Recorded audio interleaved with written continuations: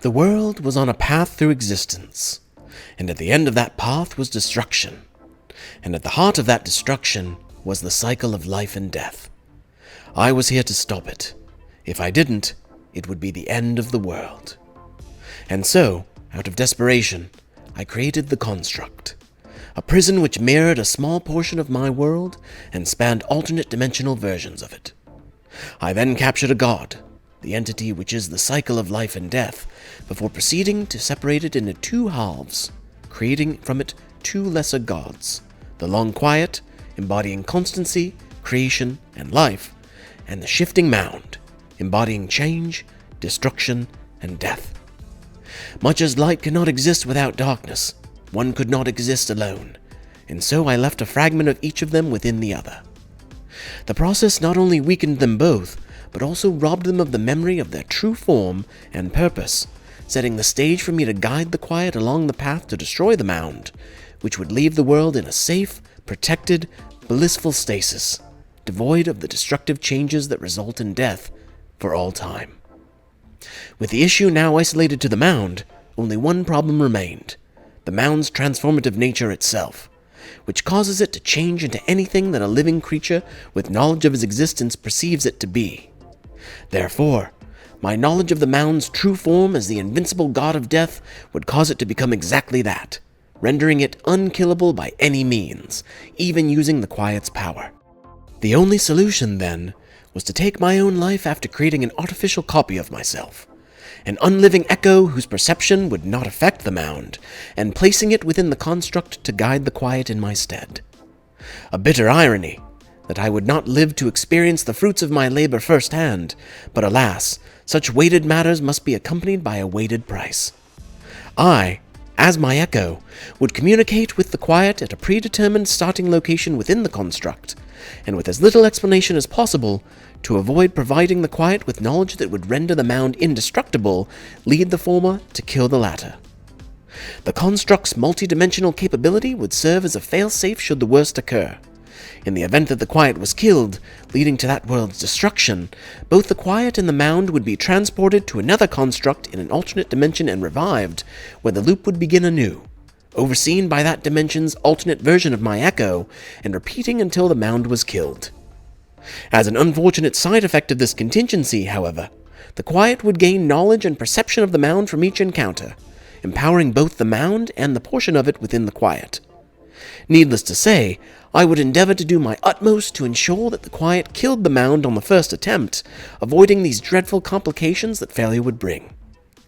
Within the Construct, I proceeded to announce myself to the Quiet, as planned, and discovered that due to some unknown factor, perhaps instinct, it possessed a base perception of the Mound as an entity in need of its rescuing, causing the Mound to manifest in the form of the Princess, and its reflective portion within the Quiet to emerge as the hero in response. The Quiet and the hero named me the Narrator,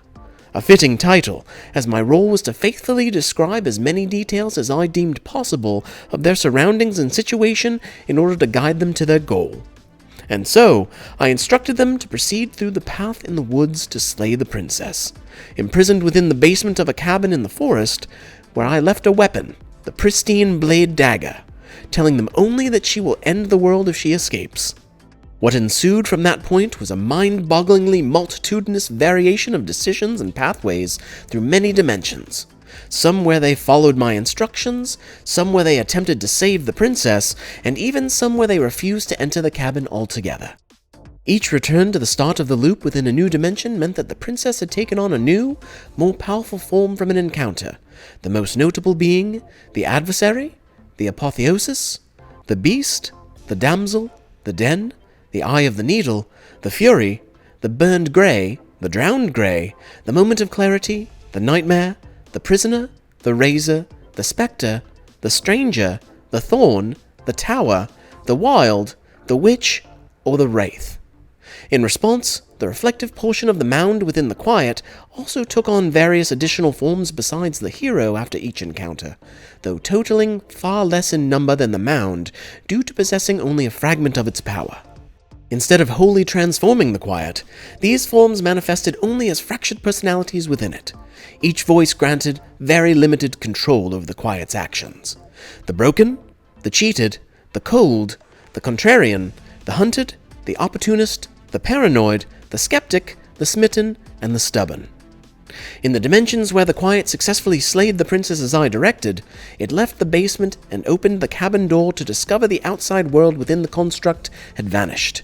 leaving only the peaceful tranquility of the cabin's interior for all eternity, a reward which I myself considered to be highly coveted. In some dimensions, the Quiet agreed with me, and spent eternity alone in the cabin,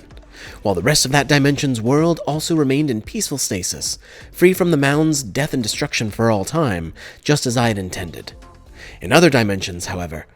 the Quiet would kill itself, resulting in the destruction of that dimension's world in the absence of the God of Life, and the transportation and revival of both the Quiet and the mound in a new dimension. The Quiet would awaken back in the woods of a parallel world, where an alternate version of my Echo would once more order it to slay the princess. The Quiet and the princess shared a continued existence from the past dimension, and would remember their previous interactions, while the princess's appearance and demeanor would shift to her new form based on their last encounter. My alternate self was always dismayed, but ultimately unsurprised, to learn of the Quiet's previous death. After further actions from the Quiet, the world within the construct would again devolve into an empty void, and the princess's current form would be absorbed by the mound. The mound would then explain that the Quiet is the only being in this construct world that she knew, but that she sensed the current world and others existing outside of the construct, which she hoped to escape to. She instructed the Quiet to create additional princess forms through interactions with them for her to absorb, so that she could gain new perspectives and become whole. The mound would then erase the Quiet's memory and send it back to the beginning of the loop. Despite having no knowledge of previous loops, the Quiet was prevented by the portion of the mound within it from repeating the same actions of past iterations, resulting in varied princess forms after each reset, which it could either help or harm. During certain loops, the Quiet would make mention of a mirror appearing in the cabin, which I claimed I could not see myself, and which would disappear when it attempted to touch it. I would always quickly dismiss this as a hallucination, while reasoning privately to myself that this must be a seam within the construct, either the result of my hasty construction or that of the Quiet's supernatural perception. Through the many loops, the Quiet, accompanied by the various internal voices who would each provide conflicting advice, returned to the void and the mound several times, briefly regaining its memories only during each interaction with the mound.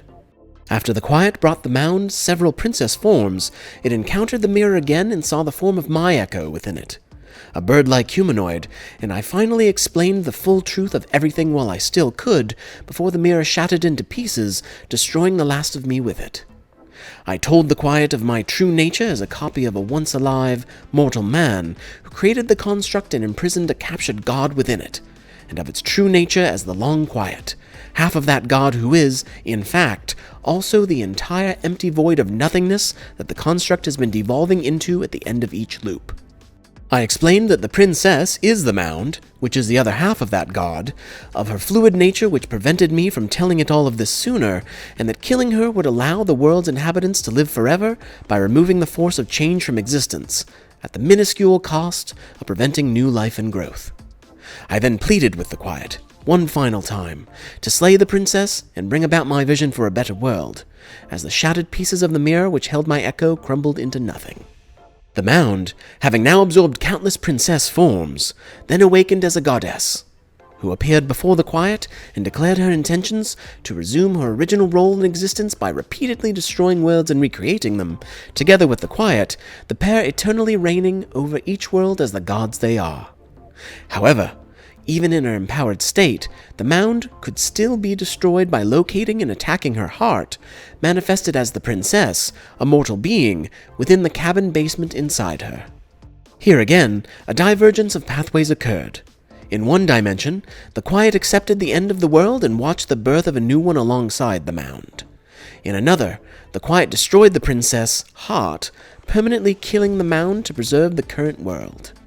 In yet another, the Quiet and the princess agreed to use their perception to manifest the ability to forget everything together in order to reset the construct and remain within the loop indefinitely.